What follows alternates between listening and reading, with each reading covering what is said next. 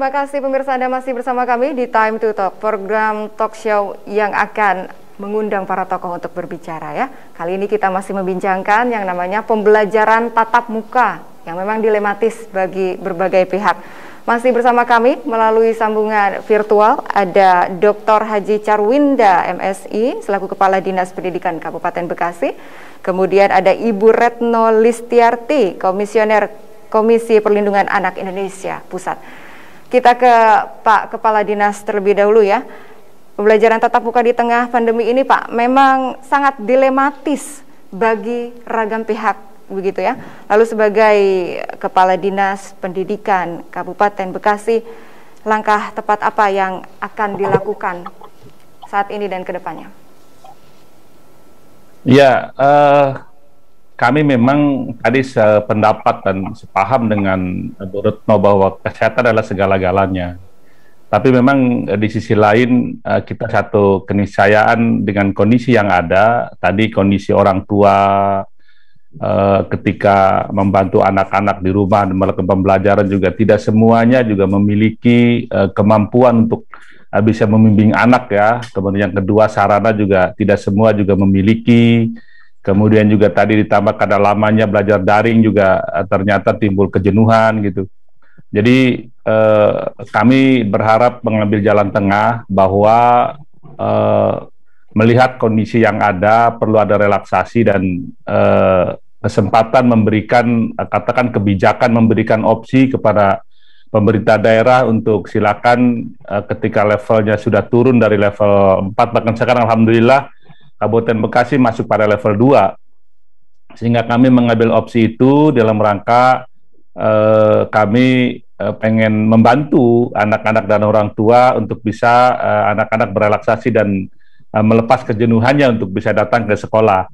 Namun demikian kami juga mempercayai sepanjang protokol kesehatan diterapkan secara penuh dan ketat istilahnya. Kemudian tadi saya sependapat dengan Bu Retno bahwa seorang guru yang patut digugu dan ditiru harus menjadi role model ya, harus menjadi contoh.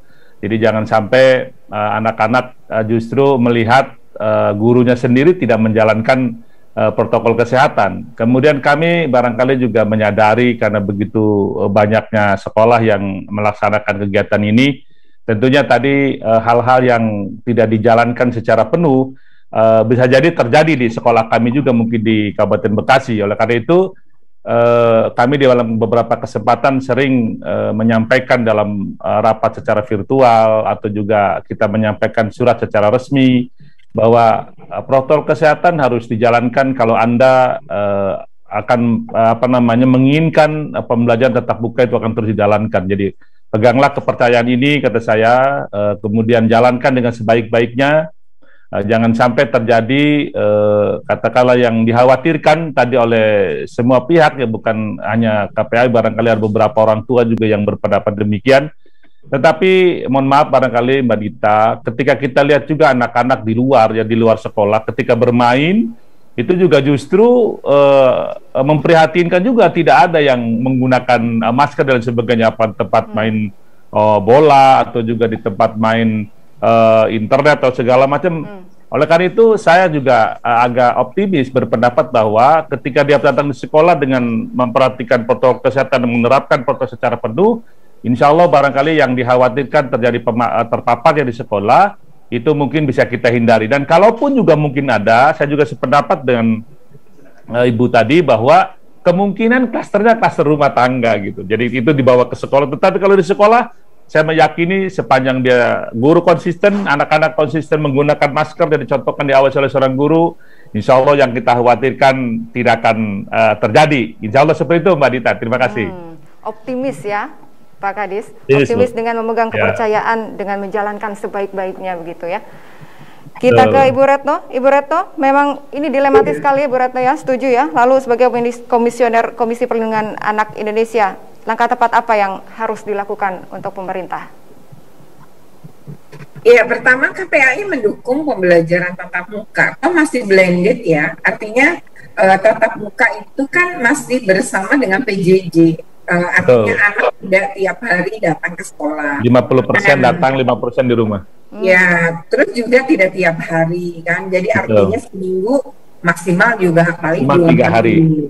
Ya, jadi artinya ketika itu dilakukan kan secara bergantian tuh kelas 1 kalau SMP kelas 1 terus hari berikutnya kelas 2, berikutnya hari kelas 3 gitu. Begitupun kalau di SMA gitu ya. Memang kan juga begitu. Artinya bisa aja, tetapi tadi yang penting diperhatikan kan sebenarnya kalau bagi kami KPAI salah satunya gini, pembelajaran tatap muka itu kan salah satu dari survei kami mengatakan anak-anak bahwa mereka ingin tatap muka karena ada materi yang sulit yang nggak mungkin dilakukan secara daring. Nah, artinya ketika pembelajaran tatap muka ya mestinya materi-materi sulit, materi-materi dan sedang PJJK. Nah, apakah ini sudah diberikan atau sudah disampaikan oleh dinas-dinas pendidikan di berbagai daerah di Indonesia bahwa materi ada pemetaan materi yang harus dilakukan guru sehingga materi dalam tatap muka itu agar efektif adalah materi sulit. Ini juga beban bagi anak-anak.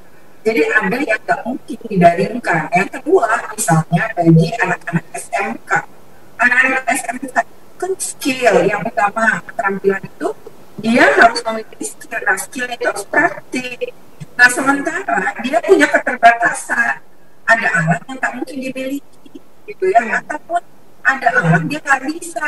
Jadi memang ini harus bersama gurunya.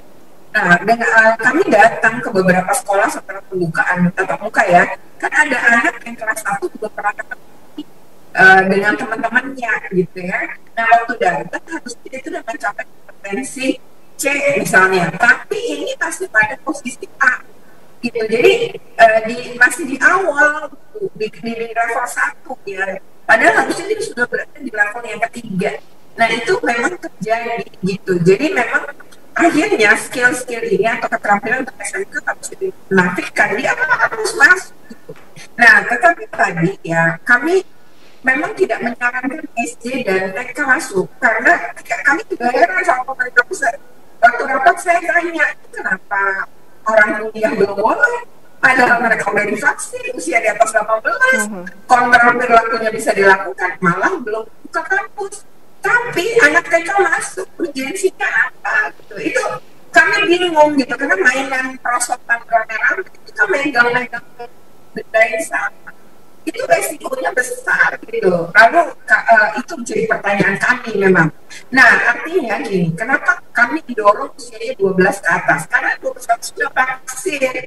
Yang kedua, kontrol perilakunya bisa dilakukan. Paling sulit itu mengontrol perilaku anak SD dengan TK. Nah, itu ya. Jadi kalau misalnya gini, SMP-nya sudah masuk pada protokol kesehatan, itu dimulai dari kelas atas. Oh, kelas atas patuh, berarti adik kelasnya akan ikut contoh kakaknya. Nah, lalu adiknya lagi begitu seterusnya. Nah, untuk SD, kalau SMP sudah patuh, SD baru dibuka, jadi kita bertahap. Namun nampaknya pemerintah pusat tidak melakukan itu ya. Jadi kami sudah memberi masukan, tapi kemudian bukan menjadi pilihan, ya sudah gitu. Jadi kami sih akan terus memantau dan akan terus mengawasi.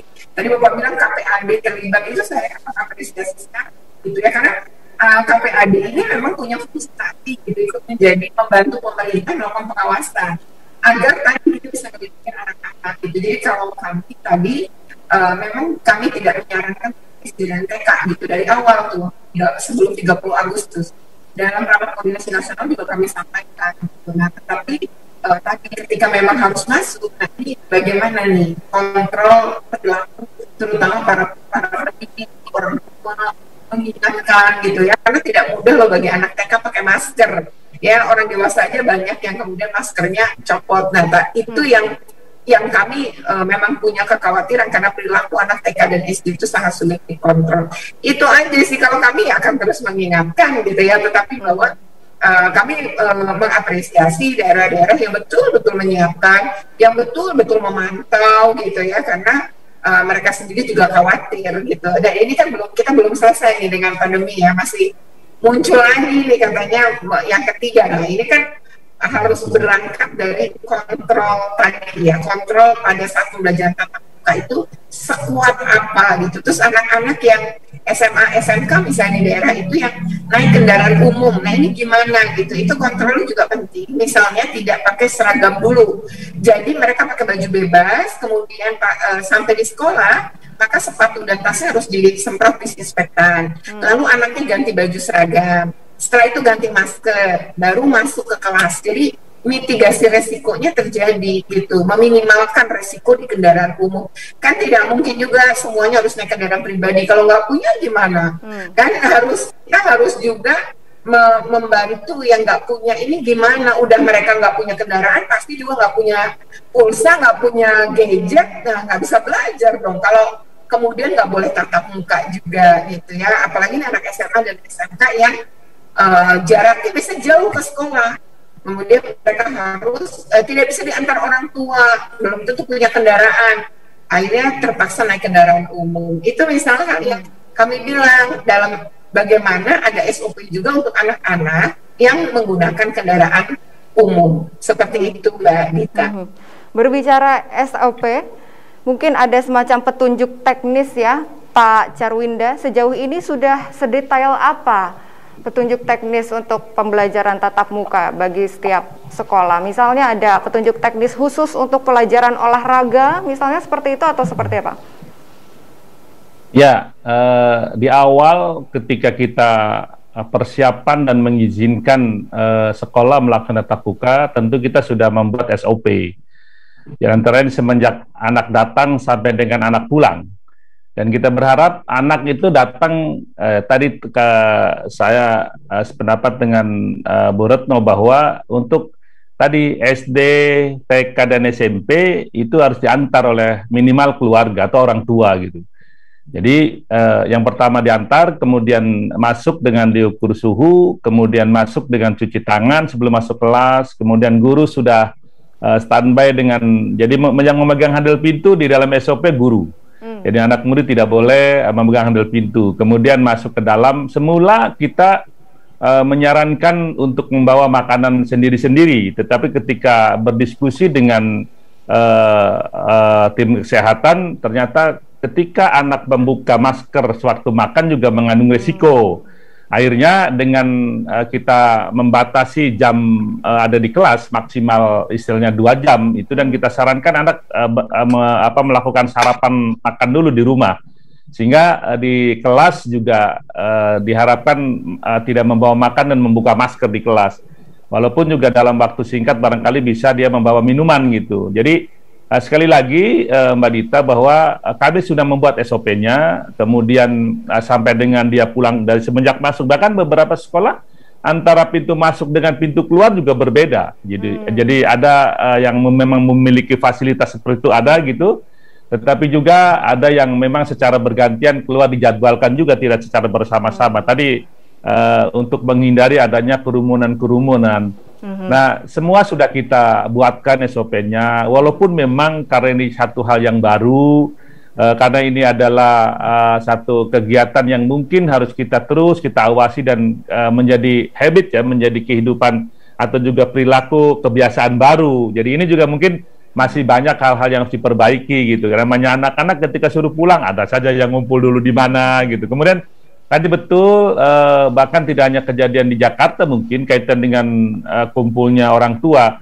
Karena Mbak Dita, praktis anak kelas 2 SD itu juga sama dengan kelas 1, Mbak. Karena kemarin 1 tahun dia tidak pernah datang ke sekolah. Jadi artinya dia datang kelas 2 pun juga diantar sama orang tua gitu. Kami solusinya kemarin bahwa kalaupun juga orang tua tetap harus menunggu, kita siapkan kursi dengan jarak tertentu di lorong yang ada, saya bilang coba diatur. Tetapi ada beberapa orang tua juga sudah pulang dulu, nanti 1 jam kemudian silakan datang kembali. Jadi sekali lagi SOP sudah kita persiapkan, hanya memang tadi betul kata Bu Retno bahwa kita harus terus mengawasi, harus terus mengingatkan untuk mereka menjalankan SOP dimaksud. Demikian barangkali Mbak Dita. Terakhir Pak Carwinda, harapan Bapak untuk PTM terbatas ini, singkat, saya akan tanya Ibu Retno juga nanti. Baik. Kami barangkali pemerintah daerah mengambil kebijakan untuk mengambil opsi bahwa kita melaksanakan tatap muka terbatas sejak 6 September. Mudah-mudahan kami juga mohon untuk dukungan baik dari penyelenggara di sekolah, kawan-kawan kami di sekolah, termasuk orang tua, untuk terus sama-sama kita mematuhi ketentuan, mematuhi SOP, sekaligus mematuhi protokol kesehatan, sehingga tujuan kita bahwa anak-anak kita bisa bertatap muka, bisa relaksasi, tetapi juga anak kita tetap sehat. Itu yang paling utama. Terima kasih, demikian Bu Dita. Baik, terima kasih. Bu Retno, harapan apa yang akan diutarakan untuk PTM terbatas ini, Bu Retno? Ya, menurut saya harus punya ketegasan ya. Kalau memang ada ketegasan itu penting adalah ketika ada pelanggaran prokes. Nah, ini akan menjadi pembelajaran kalau terjadi ketegasan dari pemerintah daerah. Mungkin itu ya, karena ketegasan ini penting. Guru tuh harus jadi role model, orang dewasa di sekitar anak juga harus jadi role model, misalnya orang tua. Nah, oleh karena itu harus penyiapannya menjadi penting, menjadi role model itu tidak mudah, ya terutama terkait dengan 3M ini gitu. Itu sih Mbak, ya ketegasan penting. Jadi kalau ada pelanggaran, langsung aja kasih sanksi dan tutup sekolah. Sanksi ya, kasih punishment ya. Ya. Betul. Baik, jadi pembelajaran tatap muka ini walaupun memang sangat dilematis untuk berbagai pihak, tapi segala persiapan sudah diupayakan ya Bapak Ibu ya untuk menunjang pembelajaran tatap muka ini. Dan resiko penularan COVID-19 tentu masih bisa terjadi. Kita semua berharap semoga pandemi ini benar-benar segera usai agar para pelajar dan pengajar di seluruh Indonesia bisa segera kembali melakukan pembelajaran tatap muka tanpa rasa takut tertular virus COVID-19 lagi. Bapak, Ibu, terima kasih. Sayang sekali durasi kita tidak panjang, mudah-mudahan kita dapat berjumpa di lain kesempatan. Pak Charwinda, Kepala Dinas Pendidikan Kabupaten Bekasi, dan Ibu Retno Listiarti, Komisioner KPI Pusat. Terima kasih. Assalamualaikum. Waalaikumsalam. Mari Pak Charwinda, Mbak Dita. Dan pemirsa, sampai di sini Time to Talk kita kali ini. Mudah-mudahan kita dapat berjumpa di episode lainnya. Saya Dita Ruspendi mewakili segenap tim yang bertugas mengucapkan terima kasih atas kebersamaan Anda. Assalamualaikum warahmatullahi wabarakatuh.